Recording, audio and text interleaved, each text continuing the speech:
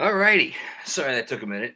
I had to switch computers because, of course, even a big Knicks win has to have some sort of hiccup, even if it's one on my end. Um, First and foremost, I just want to say a hearty thank you to the New York Knicks for winning this game because um, I would have rather I am where it's 12:37 in the morning here, New York time. Um, be doing this probably for an hour and then, another couple hours writing the Knicks Film School newsletter. I would have rather gotten a colonoscopy without anesthesia than had to have sat there and written about an 8-game losing streak and 18 losses in 21 games after a blown 26-point lead. My lord, thank the good Lord. Thank you that they just won this game. I just want to say that first and foremost before anything else. Second, you know, I'm a big believer. I'm a big believer in things that are bigger than us little people here. And how there are reasons for things. Everything happens for a reason. And I don't know. Up 26, you knew it was coming. Lead down to 12 after all the same bullshit. Just the same bullshit that we've seen time and time and time and time again by the same people that we've seen the bullshit from. Everyone, every single Knicks fan watching this team, and God bless anyone. I don't care what you think about anything. God bless you if you're still watching this team in a game like this after a season like this. You deserve a fucking medal. But like, no one watching that was like, "Oh yeah, the Knicks are going to win this game easily." Everyone was like, "Okay, this is going to be the latest in the line of misery in a season that will go down in the annals as like you can't write this shit." Um, and then Tom, after seeing his young lineup of let's say their names, they deserve to have every one of their names said. Jericho Sims, RJ Barrett. I said Sims first. It's Freudian slip maybe because by God do I love that guy. And Mitch had another nice game. Jericho Sims, RJ Barrett, Emmanuel Quickly, Deuce McBride, Cam Reddish. 10-0 run to start the fourth. How did they do it? Aggression, defense, making the right play, not being scared.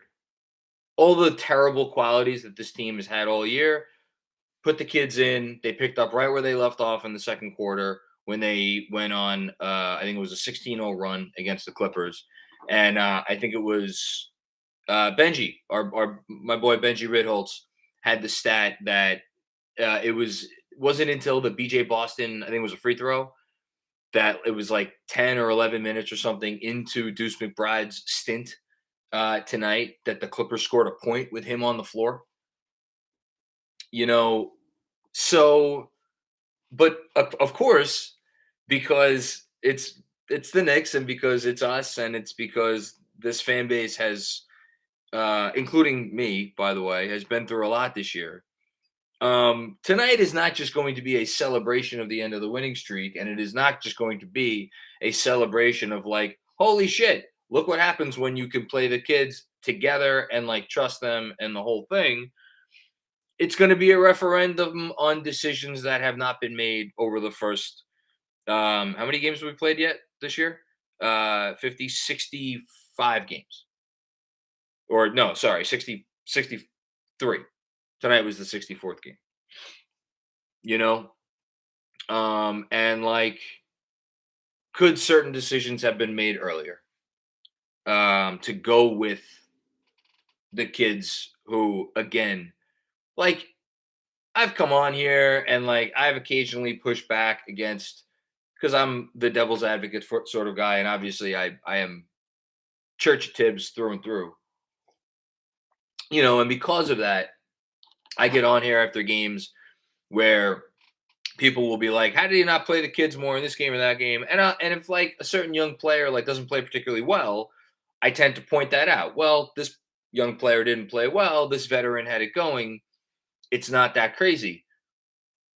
The thing that no one, again, who has watched this team at all this year, has ever been able to deny is that there is a different look, feel, spirit, ethos, whatever word you want to use, to this team when these young players play. And it's certain guys even more than others. And you know, I have to say, I think I don't know who tops that list of like who, when they come into the game, it's like no matter what else is going on, like the energy level is going to be at a certain height. Because like we've seen, for instance, like the Quickly is the first name that comes to mind, but we've seen Quickly be parts of lineups that like are a bit sloggy. Same thing, obviously, with RJ Barrett. He's part of the starting lineup that looks like crap a lot of the time. You want to give me Jericho Sims, you want to give me Deuce McBride, like those guys haven't played that much, and like they're rookies and they're second round draft picks, and like yeah, I should hope that they play with energy out the wazoo when they're in there. But like the more I talk about this, and I don't want to end the opening monologue on a negative note, but I can't help myself because I am who I am and I believe what I believe. I really do truly in my bones feel that it is as much about who isn't out there as it is who is out there. And this is not to absolve like the Evan Fourniers of the world or like the Nerlens Noel who hasn't always brought it, or even like Mitch who like is hot and cold. He was mostly hot tonight. Um, I'm an Alec Burks fan, but other people are more critical sometimes of what he brings. I don't know how you could watch tonight and look at the ultimate stats and see a game that the Knicks won by 23 points. And I mean, obviously it was the actual score was, or the discrepancy was bigger than that. And see a guy who played 29 minutes and was a -2. And of course I'm talking about Julius Randle, and like just for shits and giggles, and the stat is not updated yet, but I went to just like go remind myself of where this is at this point. And yeah, Julius Randle, the Knicks have played after tonight nearly 900 minutes without Julius Randle on the court.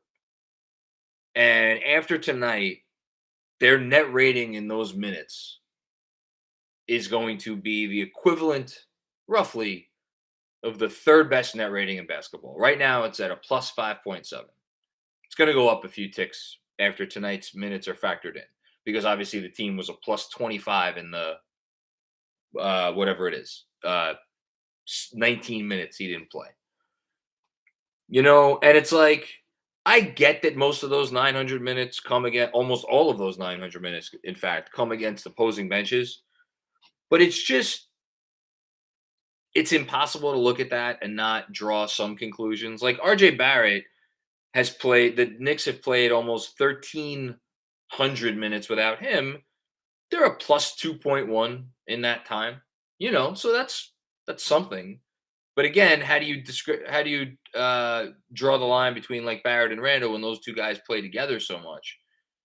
And then of course, you look at the minutes that Randall is on the court, um, and they're not so hot. This is not the night to pile on Randall, and I actually feel a little bit badly that I'm doing it, but I had to get that out because you just watch the spirit that they play with when he's not in there, and the consistent energy. And they're not always good when he's not in there because they don't have anyone to draw attention other than Barrett. The last 2 months has gotten to that point, but it's just hard to ignore.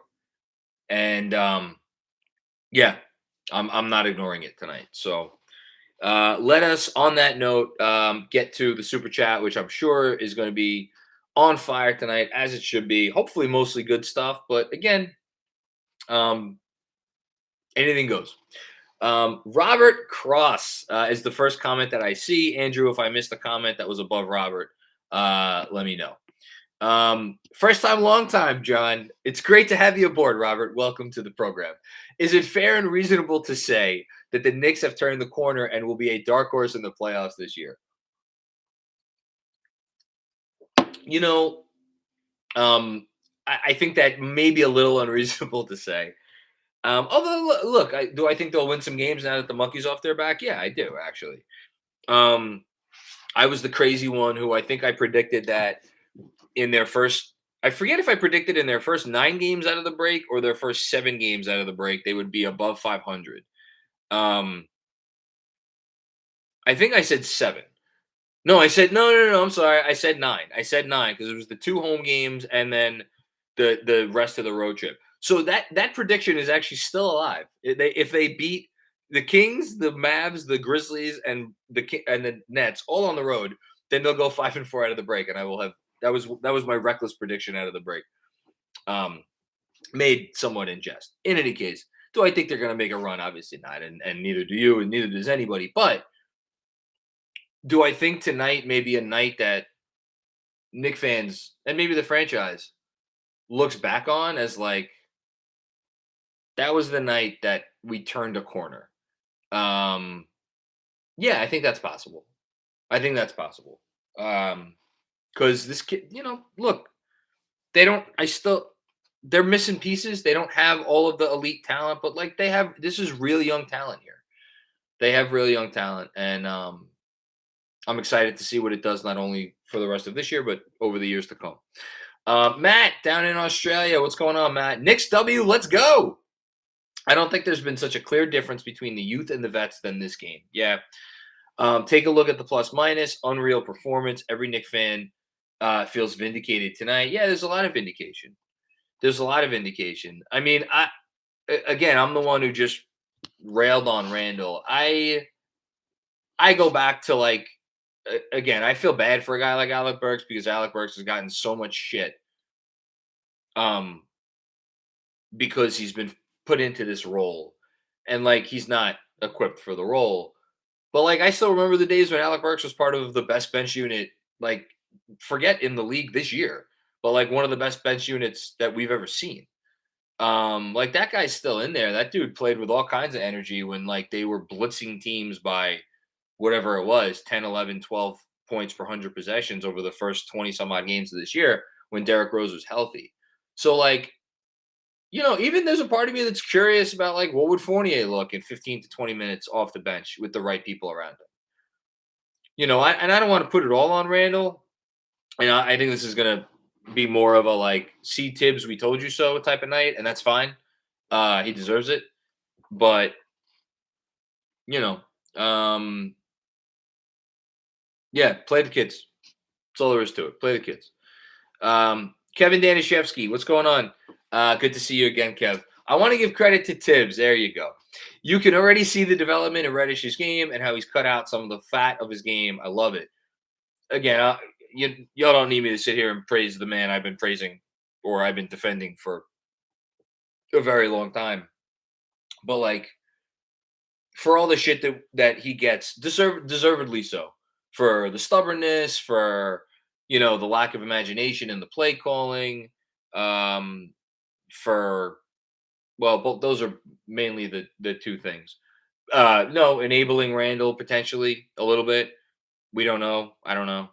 Um, the development that has gone on this year and the fact that like you still have a coach who number one puts his players out there every night with a game plan that if they follow the game plan they could be successful. I still think Tibbs is as good a preparer as there is of anyone in the league. Doesn't mean he should be a head coach.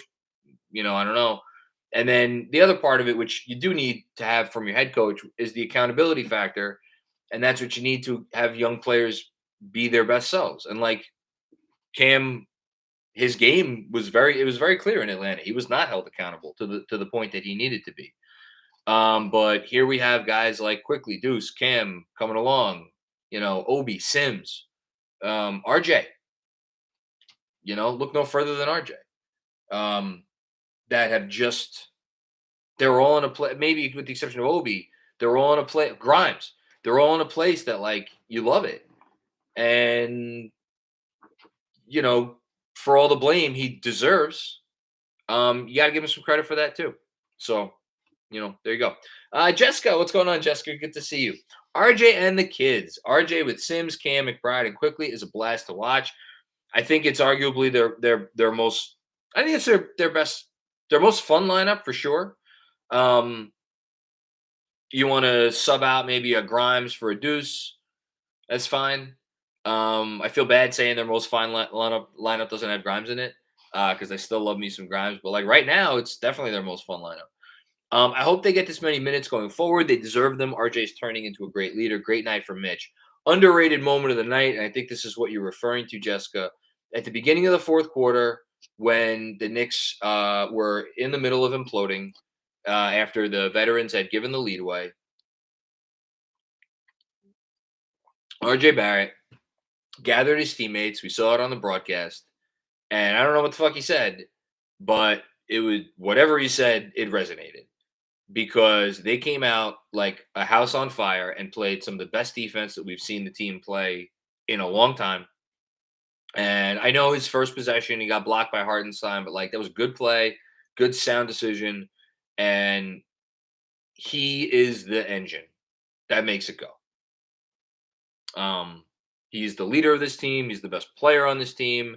Another not great shooting night. He missed most. He shot well in the first half, didn't shoot well towards the end of the second quarter and the second half, but still ended up with 24 points, 9 rebounds, 4 assists. And those were solid assists. He was playmaking right from the start. You love what you saw there, and then we'll talk about some of the other kids' performances as we continue along here because I'm sure they're going to come up. Michael Miranda, what's going on, Michael? Man, I kind of wanted that loss. Come on.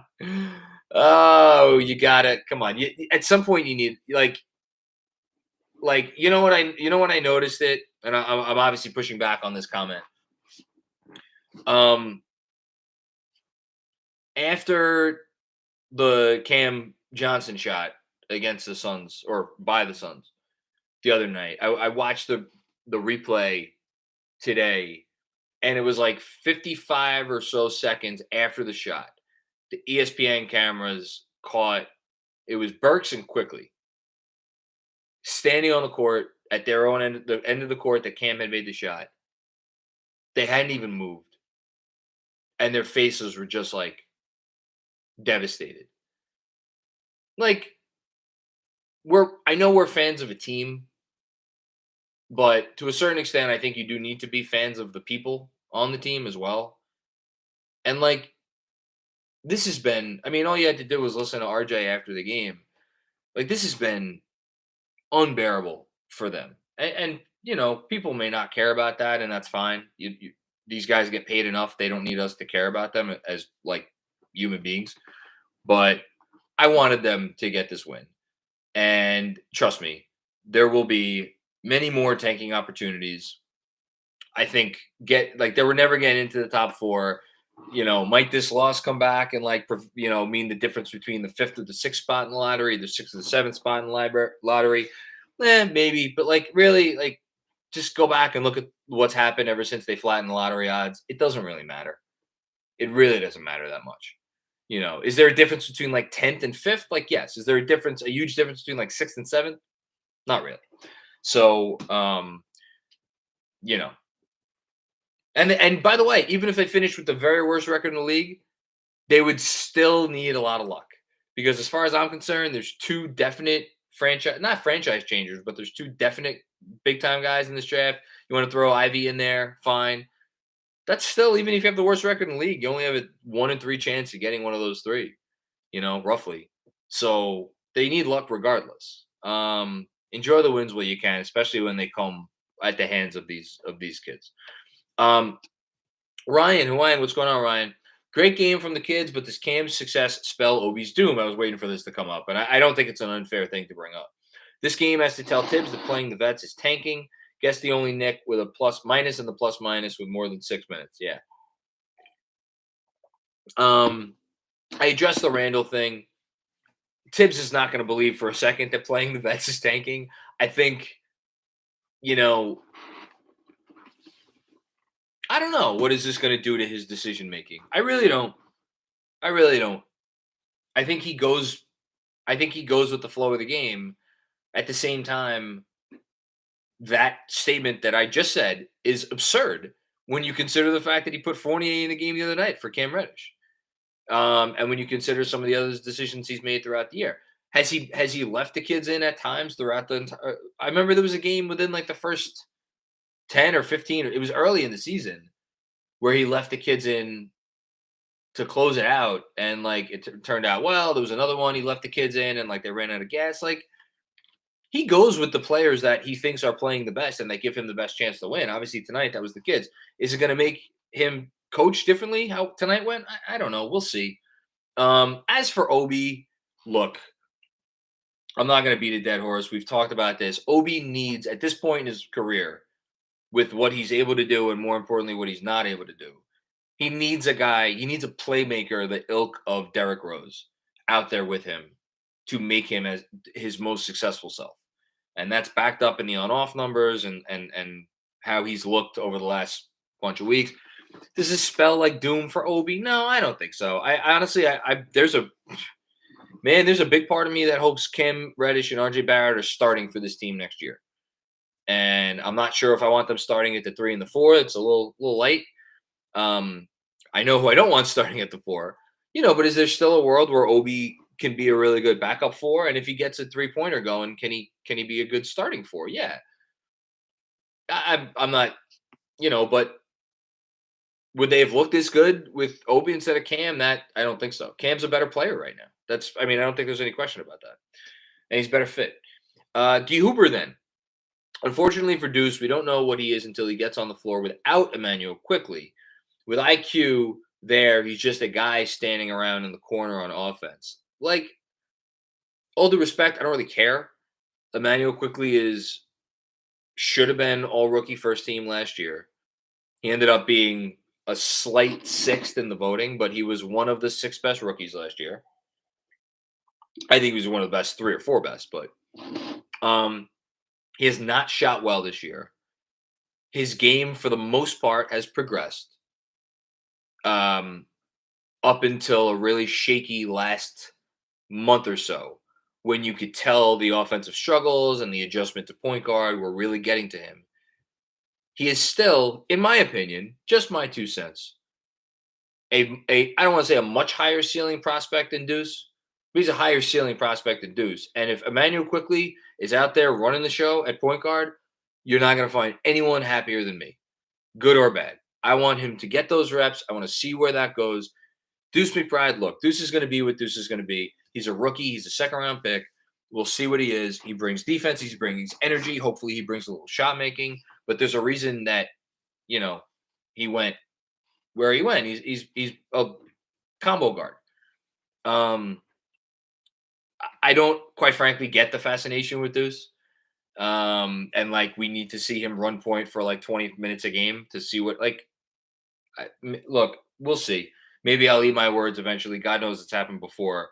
I don't see him as that level of prospect where it's like, just put him out there and let him do what he does. If he runs a little point, he runs a little point. If he doesn't, he doesn't. It's, but look, he had a nice night tonight. And obviously tonight, it didn't come through in the box score, but who cares? He affected the game, and that's the most important part.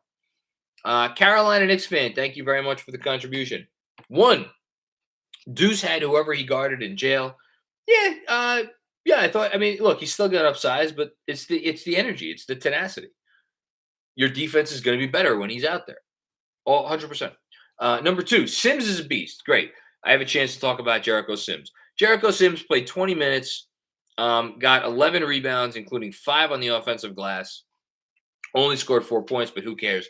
That dude goes after rebounds like, oh my God.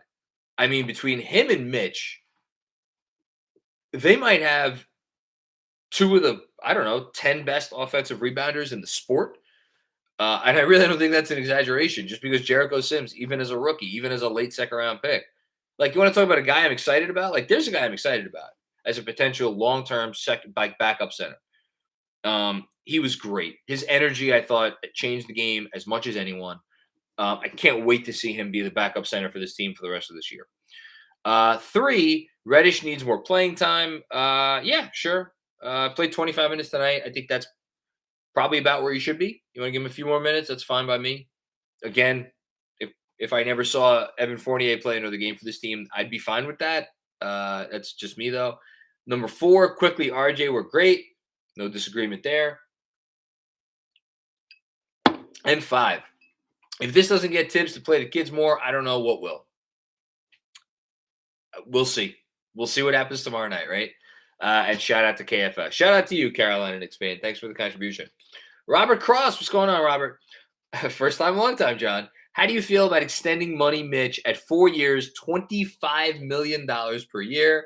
That's about what it's going to cost. Robert, you're going to get some pushback from me here. One, I don't think that's what it's going to cost. I think if some team wants to pay Mitchell Robinson $25 million a year, I would have a lot of angry words for our front office for not for assuming it was an outright signing and not a sign and trade, for not getting something from him, but not for 1 second would I say that they should sign him to that money. That's Jared Allen, who unfortunately suffered an injury tonight, was an all-star this year. And he makes $20 million a year. And I don't think anyone is looking at Jared Allen and being like, he's underpaid.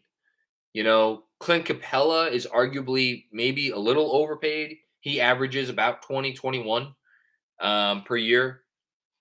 Like, might some team come in and blow Mitch away with like a 3 for 60? Or like a 3 or a 4 for like 74, 76, something like that? Like, yeah, I could see that. Um, I, man. Personally, I kind of have a limit in my head.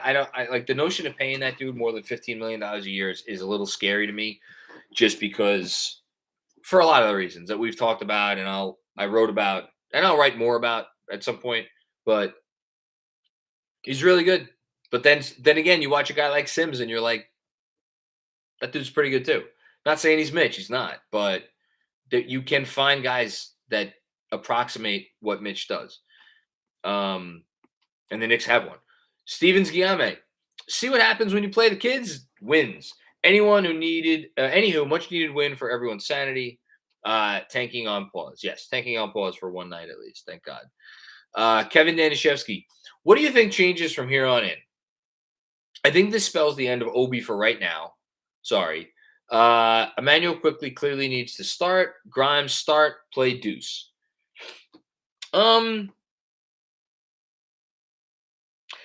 It's a great question. What do I think changes from here on in? I mean, I'm not sure that I believe Obi Toppin is actually injured. I'm not. Please don't like aggregate that or whatever. I'm not. That's not like anything that's just my personal opinion. You know, I think maybe the team wanted to like the team looked at Obi. They said, you know what, he's not really helping us right now. He's not helping us without Rose in there. He hasn't really been helping us for a while. Let's get a look at Cam at the 4 with RJ in there. And I wonder if you took out, so this is the other part of your comment, play Deuce, right? Everyone's going to want to see Deuce play for the rest of the year. If Obi's back, you know, the easy solution is like take out Burks, take out Fournier, take out Randall, take out, you know, one of those guys. That's not going to happen yet. So like if Obi Toppin's back healthy for the Kings game, which I don't know if he is, like what do? You could play him, you could play a 10-man rotation, right? But how does that, and you could do it with some creative sub patterns, but like that's the other thing. Tibbs likes playing 9 guys. I don't know. I don't think this spells the end for Obi yet. As for quickly starting, I've been calling for quickly to start. It's the one thing I have called for since early in the season, or for a while. You know, But again, does it have to do with quickly, or does it have to do with who else is in the game? We'll see. Robert Cross, first time, long time, John. Can we get a KFS special hashtag Cam Cutlets t-shirt? Cam Cutlets. I don't even know what kind of cutlets those would be. Have to be a little spicy, right? Have to be a little spicy. Smooth. Smooth and spicy. What's smooth and spicy? I don't know. I'm going to think about that one for a little bit. I'm going to think about that one for a bit. Some kind of panini. Give it up to that new guy, Ben. Cutlets screwed it up last year. Hashtag Cam Cutlets. I love that. Thank you again. As always, appreciate your comments and contributions, Robert. Kevin Nanishevsky with one more. Oh, and please, Kemba Randall, then trade. Kemba Randall, then trade. I'm not sure. Do you want to trade Kemba and Randall? Yes, please. Joseph John, what's going on, Joseph? Love our young core's pace. Yes, that was the other thing they did at the start of the fourth quarter, and obviously in the second quarter. They pushed the pace, which is why you love RJ Barrett with that second unit, because him pushing the pace is one of the scarier sights in the league right now if you're an opposing team. Had better defense and rim pressure. Yes, completely agree. Looking forward to trading our continuous soup contracts for more talent. Let's go, kids. Man, I wonder what they could get for any of these veteran contracts this summer. I don't know. I remain dubious, but we'll see. I want to read a quote. This is from Berman. It's Tibbs. I told him from the All-Star break on, we played well in the Miami game, both Philly games, should have won in Phoenix, and we didn't have anything to show for it. Now they do. Yeah, that sounds like a rally the troops for one final push. We'll see what happens the rest of this road trip, right? Hush Zoo, what's going on, Hush? Clips on a 5-game win streak single-handedly lost to a bunch of 20-year-olds. I don't care what any vet did. Tibbs needs to reevaluate. Now he can shove a new one with his vet infatuation. Randall bad, low IQ. His ISO is so bad. I'm just like, for anybody who thinks the next game you're going to see, these veterans either shelved or like play no minutes or very few minutes. Like, I'm telling you, it's probably not going to happen. Should it? Different story. I've turned that corner along with all of you. So, Nicholas Roberts, the kids lineup is the most athletic. Hold on, is the most athletic one in 20 years. Man, let's think about this. Last 20 years in Knicks basketball, has there been a more athletic lineup than RJ, Deuce, Quickly, Cam, and Sims, or Mitch if you want? Probably, but they haven't been very good. Like, I don't. Maybe this is going to sound crazy. Maybe some of those early aughts teams that Isaiah tried to put together, like with Marbury, although they had Eddie Curry at center, who was not anyone's definition of an athlete. Crawford, some of those. Nate Robinson was pretty athletic, although kind of tiny. That's the thing. Like, the Knicks of the last 20 years have been defined by a lot of guys who aren't particularly athletic, right? Like David Lee, great player, all-star, not anyone's definition of an athlete, right? Porzingis, and then obviously, the best year we've had, 2012-13. Last year of his career, Jason Kidd, Raymond Felton. Like, these are not your prototypical athletes. Chris Copeland, Steve Novak, not very athletic. Not even Carmelo. Carmelo, was not that athletic. You might be right. You might be on something. Maybe it is the most athletic lineup they've had in the last 20 years. Yeah, this team hasn't exactly been high on athletes, have they? Even though that's why they drafted Kevin Knox. Robert Cross with another one. Robert Cross is on fire tonight. First time, long time, John. Is it fair and reasonable to say that point RJ and off-ball IQ will be devastating at the Mecca in the playoffs? Again, why are we putting guys in boxes, Robert? Why do we have to get the box? Let's put the boxes away. Let's get rid of the boxes. Let's tear up the boxes. Um, you know, look, you need someone to initiate your offense, and I think both of those guys can do that. I think Quickly did a nice job in the second half, especially. It felt like getting downhill and really getting to the rim. I think we've seen more of that from him over his last handful of games. Um, that's important. You know, RJ still kind of needs to be the initiator to your point about point RJ, but like or he's the advantage creator. That doesn't mean Quickly can't initiate sets and things. It just means eventually the ball is probably going to end up in RJ Barrett's hands, or God willing, at some point in the not terribly distant future, the Knicks get another advantage creator. And who knows? Maybe that guy is Cam Reddish. And they put him in more positions to be successful. Either way, Quickly's never going to be the sort of point guard that like creates advantages for you. It doesn't mean he can't be a nominal point guard and get the team into its sets. So I think there's like different definitions of a point guard. All that being said, RJ being the best guy out there on the floor, the guy who creates the matchup advantages, the guy who sets up other teammates, finishes shot, like, yeah, that's what we're all here for, right? Hush Zoo with another one. It's so night and day. The ball moves so much better when Randall isn't on the court. I request you cover his face up again, praying he's gone this summer. I think I have the tape here. No, I'm not going to do it. That they won a game tonight. I'm not going to. They won tonight. I'm not going to cover his face up. I am going to get a new poster though. Drew P. In the offseason, if this offseason we traded Randall for Bledsoe and picks, and our starting lineup was Quickly, RJ, Grimes, Cam, Mitch. You're blowing my mind here. Would it be a good offseason? RJ, 7 for 7 free throws. Thank you for mentioning that. RJ really just continues to get to the line like crazy. So the Bledsoe thing is interesting because, oh God,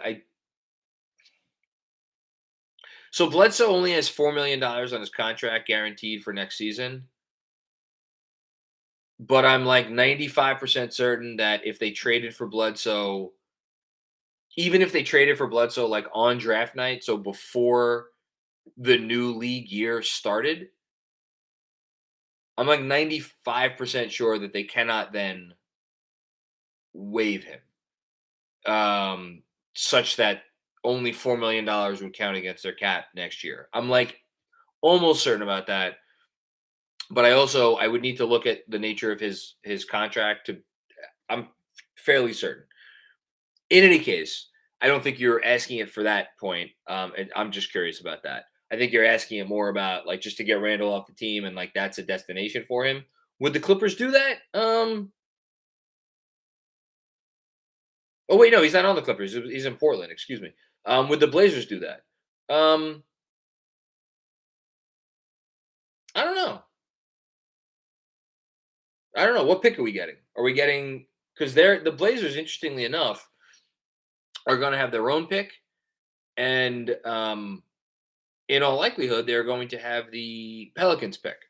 I think the Pelicans protected their selection that they sent the Blazers this year, 1 through 4, and the Pelicans are in the play-in right now. So, I don't know. I mean, would I do that if I'm the Knicks? I do that in a heartbeat. I think that would be a great offseason. If the Knicks dumped Randall's contract and got like either the 8th or the 9th or like the 11th or the 12th pick in the draft. Yeah, I think that would be a pretty great offseason. And I'd be down with that starting lineup. Carolina Knicks fan, one more. Can we also appreciate how RJ is getting more confident in his right hand? Yes, 100%.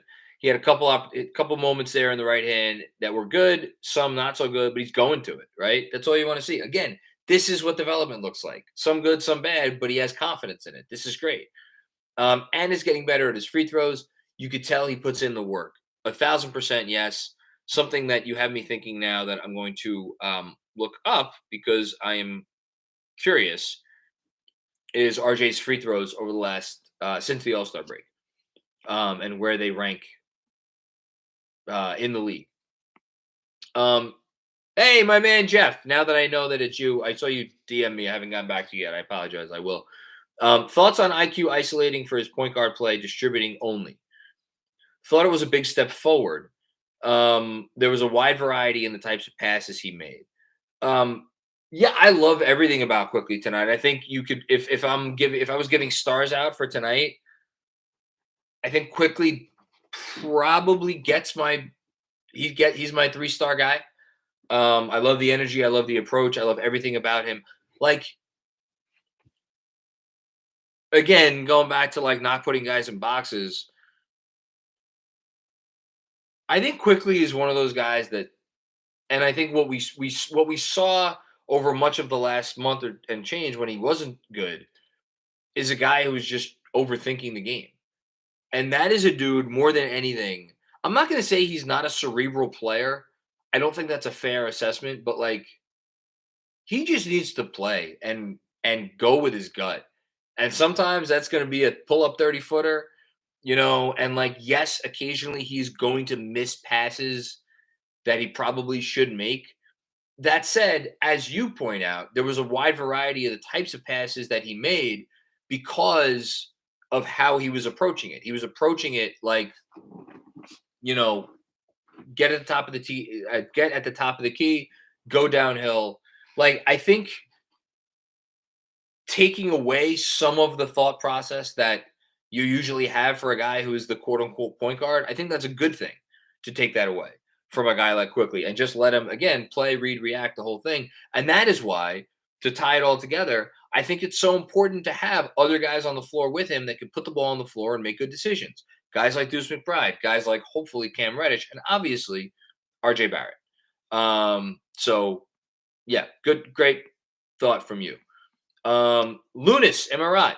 Feels weird that RJ's play tonight has become the expectation. Yeah, right? 24 points and 18 shots, not terribly efficient, but whatever. He got 10 rebounds or close to 10 rebounds, 9 rebounds, 4 assists.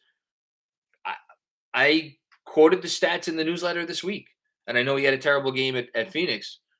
Although, again, their best offense was his misses that Mitchell Robinson cleaned up.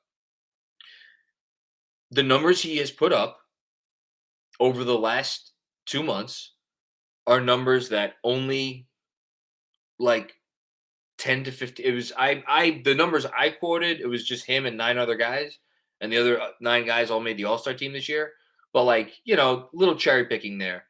Like his numbers over the last 2 months have been on par with like the top 20 to 25, maybe top 30 players in the league. And the rest of your comment, what's your prediction for his stat line next year, along with all-star odds? Consider New York City fan vote bias. If he puts up these numbers over the course of the whole season, if the Knicks are anywhere near 500, he's going to make the all-star team. If it's 24 points a game, which is what he's been averaging over the last 2 months, 6 rebounds. I think the assists are what's going to get him into the all-star game, because for the year, he's still under 3. Over the last 2 months, he's been a little bit over 3.5.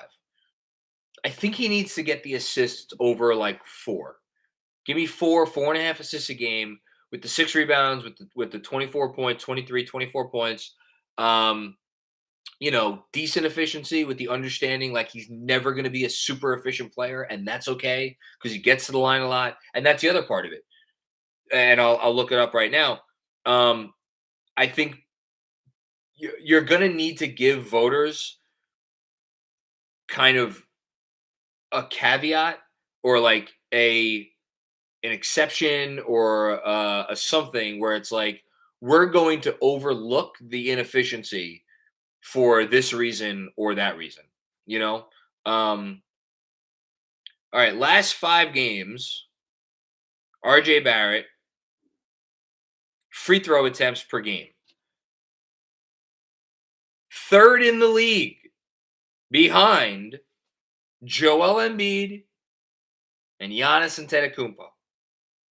11.4 per game. Shooting him at 72%. Not far behind Giannis. 72.7 for Giannis. I know the 22 free throw attempts are big in that average, but hey, 11.4 over 5 games is 11.4 over 5 games. Pretty damn good. Eric McCorn. Cam was outstanding in the fourth quarter. Yes, absolutely. We haven't really talked enough about Cam over this post game. 8 of the first 10 points in the fourth quarter. Like, we're all excited about RJ. We're all excited about Quickly. Some people are very excited about Deuce. If you're going to ask me who's the wild card on this team moving forward, it's Cam. I feel like I know what RJ is. I know what Quickly is. Even like a guy like Mitch or Sims, or like, we know what these guys are. Cam, if they could unlock this dude, and it doesn't happen a lot at this stage of a guy's career, where a guy will go from like not really a rotation player on a good team to being a solid contributing starter on a good team. But boy, oh boy, there is nothing he can't do. There really isn't. The shot making, the finishing, look good on the 3 tonight. There in that one that he made in the fourth quarter. Very excited about Cam moving forward. Hush Zoo, another one. Only wins I accept are by 24 and under players. That is fine. That is allowed. Guy Huber, then one more. I don't care either. My Deuce comment. It's just a commentary on everyone wanting to see Deuce at the 1. Yeah, I mean, look, some people, that is a thing that they're very into. Just go play the kids, have the kids look good, play together, play unselfishly, play hard. That's all I really care about. But thank you as always, my man. Sean Ford, front office gave $200 million to Kemba Walker, Evan Fournier, and Julius Randle. Tibbs is just not supposed to play them? ? Front office tried to stay flexible and competitive with B-tier vets. It backfired. Tibbs is developing the kids well and should be back. Sean, I swear that is not like my burner. You've seen my hands. I did not like log in as Sean Ford over the last 47 minutes and like type that. Ian Bagley, who is the GOAT, was asked a question in one of his mailbags, I think, over the last week or two. What did Mitchell Robinson tweet out now? You only live once. Enjoy the journey. That's a retweet of something he said in post game about like losing sucks. Ain't nobody want to lose. Losing is boring and whack. Losing is boring and whack. I agree with that.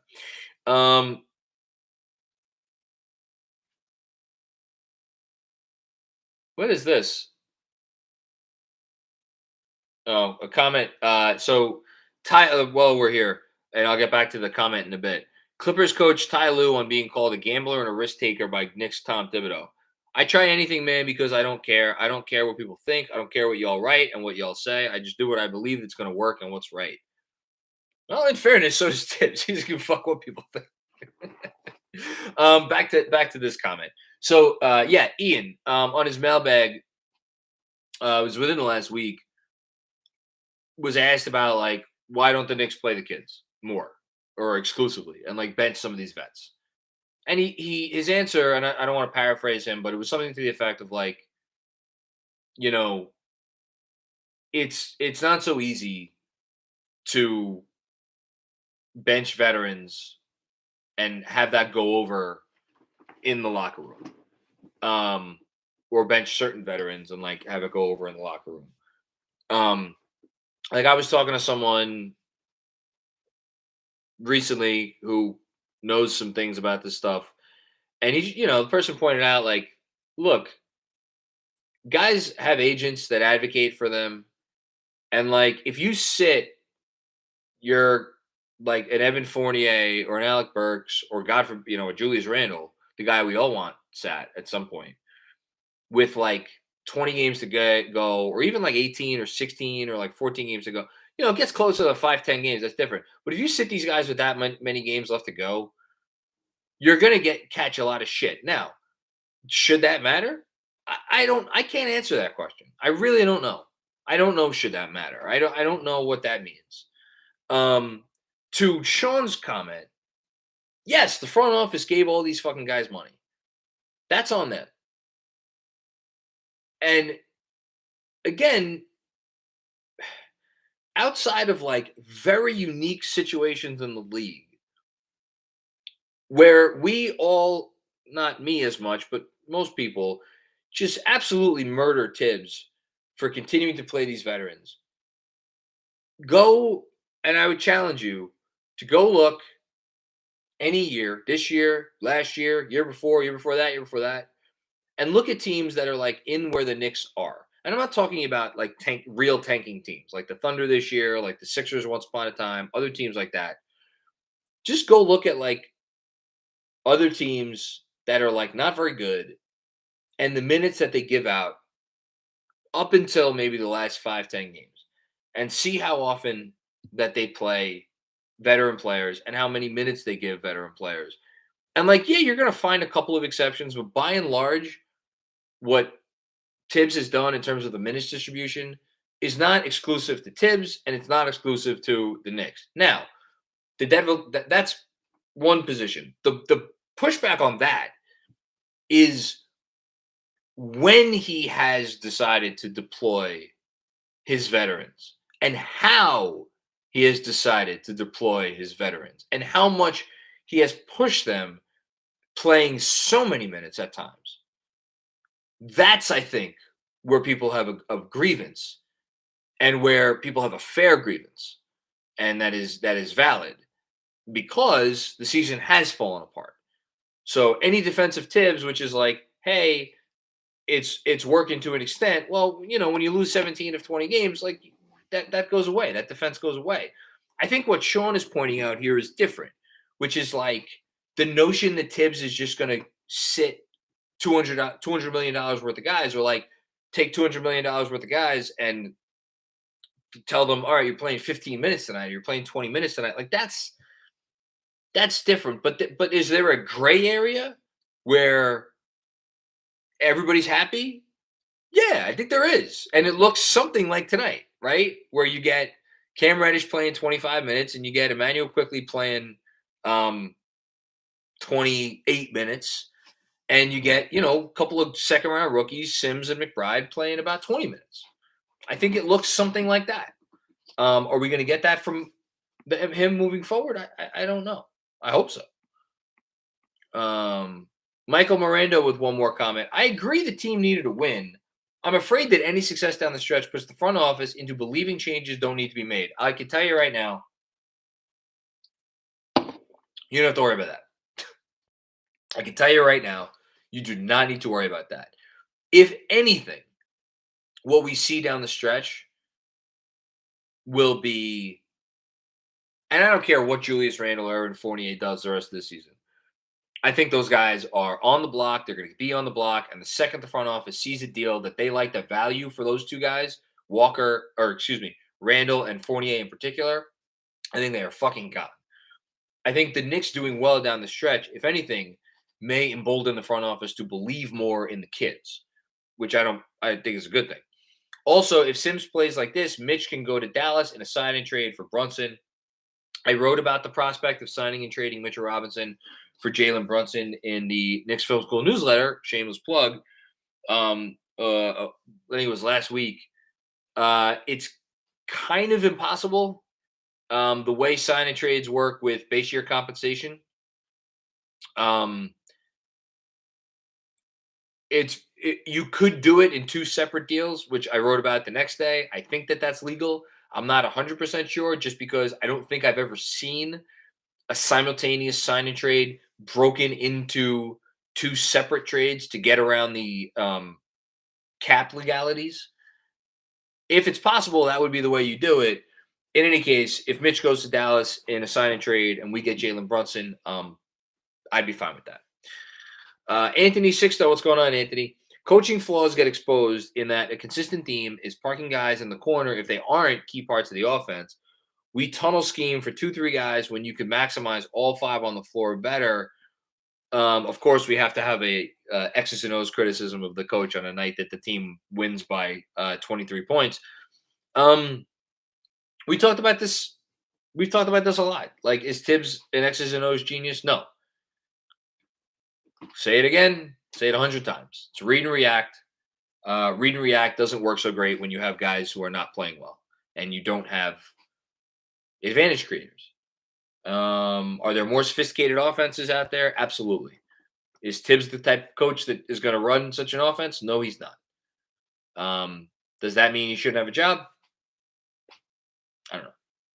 It's for the Knicks to decide. Kevin Danishevsky, we are on the same page on Tibbs. Shocking considering where we started. Would be okay with the worst lottery odds if the youngins play well. Lots of potential. Look, if the kids play and the kids play well and they get wins, I'm not going to complain. People might complain. I will not be one of them. Great problems, right? If the kids play and they play well and lead them to wins down the stretch, that's good experience. That's good experience. Q left blank. What's going on, Q?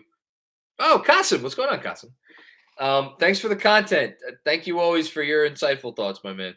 1, the slam poster. Our magical 2021 Knicks. Treat accordingly. That's fair. That is fair. Memories, right? Good memories. 2, Cam needs a special coach relationship to unlock him. Who would that coach relationship be? Is that with Tom Thibodeau or is that with Johnny Bryant? I don't know. I don't know. I'm excited about Cam, though, man. I should probably read Cam's stat line because it was pretty damn good. 17 points on 7 shots. Talk about efficient. A couple of rebounds. Didn't get any assists. 2 turnovers. Got dinged with some traveling calls late. Trying to think if there's any other stat lines I didn't read tonight. We should know Mitch got 8 offensive rebounds tonight. So I know Robert Cross missed $20 million a year. Or $25 million a year, was it? That's Mitch's 5th game with at least 8 offensive rebounds in his last 10. I can look it up right now. Who has the most offensive rebounds in the last 10 games? I am fairly certain it's going to be Mitchell Robinson. It is Steven Adams. You know what? Steven Adams had a couple of like lesser, or Mitchell Robinson had a couple of like lesser games with offensive rebounds. So Mitch is second to Steven Adams over Mitch's last 10 games, 5.1 offensive rebounds per game. Over Steven Adams' last 10 games, 5.8 Mitchell offensive rebounds per game. In other news, Steven Adams, fucking beast. He's good. Okay. How do we get on that? Robert Cross, amazing banter between Berman and Money Mitch post-game. I'll listen to it right after I finish. Thanks for staying up late, John. Like me in San Diego. Hashtag 35 wins. How's 35 wins looking right now? We're at 26 and 38. What would it be? 35 and 47, right? Yeah, 35 and 47. So that's 9 and 9. That's 9 and 9. Thank you, Andrew. 9 and 9. I like it. That works for me. Okay, I think that is it. It is now 1:36 in the morning, Eastern Standard Time. We still have over 400 people in here watching. We've been talking for an hour. I've been talking for an hour. You guys have been commenting for an hour. I will say it now. I'll say it again. This is the best fan base in all of sports, as much as I get frustrated at times with certain stances that certain people may take. It is refreshing to know that no matter what's going on with this team, as I pick up my daughter's toy phone, we never give up, we never give in, always hopeful, always thankful for the good stuff. That's how I like it. Don't forget, join us same bat time, same bat channel tomorrow morning, I guess, for the post game after the Sacramento Kings. And who knows? Maybe 2 in a row. It has happened before. Yeah, feel free to get the lights up before I get out of here and check out what are we checking out? We're not checking out any podcast. That's what I wanted to say. No podcast from Jeremy and I for tomorrow because we would have to be recording that right now, and that would be not tenable. So you're getting just this for tomorrow, the post game then on Tuesday, and then new KFS podcast coming your way with me and Jeremy Wednesday at midnight. So stay tuned for that. Oh, and here's a big one. Yes, thank you, Andrew. The Kings game decides not only who wins predictions for this week between me and Jeremy. I'm pretty sure if the Knicks don't beat the Kings and they don't go 2-2 this week and I lose this week, Jeremy wins for the year. So come on, boys. Give me one more this week. Put me back in the driver's seat. I will go undefeated for the rest of the season if I could just get this week. I just need a win this week. Much like the Knicks, I just needed a win. I need a win this week. Come on. You can do it. You got this. Hashtag 2 wins. Thank you, Anthony. Well, JD, let's go, Jeremy. Come on. All right. I'll see everybody later. Have a great start to your week, guys.